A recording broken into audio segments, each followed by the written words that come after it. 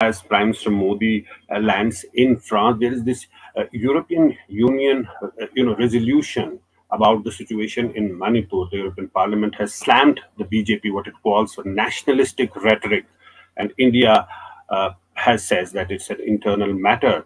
European Union discussing Manipur and coming out with a scathing criticism of the Indian government. Manipur there has been tension in Manipur, and there have been clashes between two communities over the last few days. Yes, exactly. So this particular resolution is coming from the European Parliament, which has a habit of expressing its opinion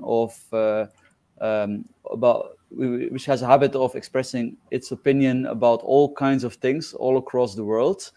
I mean, often it is saying the right things, but let's say it is not bound by the diplomatic norms that governments adhere to. So you could say that the European Parliament has no influence over foreign policy, and therefore it should be seen more as some kind of an NGO.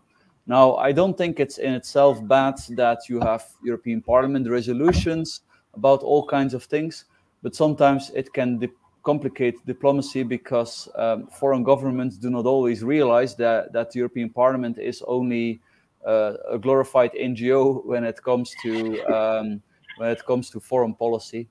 Now, to the heart of the matter, I looked into it a little bit, and apparently it's clashes between Hindus and Christians. Correct me if I'm wrong. In my experience, it's always very tricky to have, let's say, a radical opinion about these kind of tensions. Often the tensions go very, very deep or very complex. Often most people involved are, of course, not happy with it. So I think it's important to to be a little bit modest when expressing an opinion about that. I mean, even in Europe, when we look at the Balkans, we have a history of very profound cultural tensions between the different groups, and I'm sure that we understand much better what's going on there than what we understand about the tensions in India or in other places in the world. And even in the Balkans, as Europeans, with all our good intentions, we have struggled to improve the situation there. In my view, it's dangerous to try to pick sides, to try to intervene. I think often it's good if you have this deep-seated tribal hatred, it's often best, like in places like Israel or in the Balkans, to try to stabilize the situation.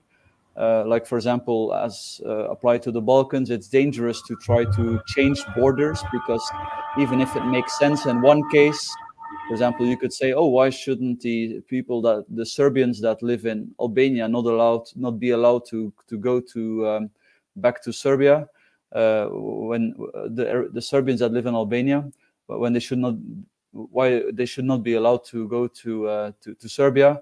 In itself, that makes sense. But when you do that, then you may open a whole can of worms in the region.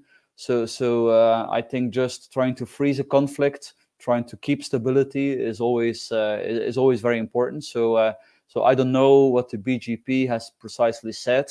If they have inflamed the rhetoric, any politician, there's always a temptation to engage into this, to make grand statements, to rally the base.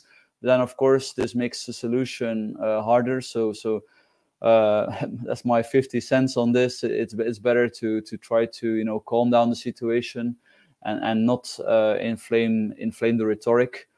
And ultimately, when the economy improves, because of course there's always an economic side to all of that, and everybody is doing better in material terms, then typically you have a higher chance. It's not guaranteed that also ethnic tensions, are appeased.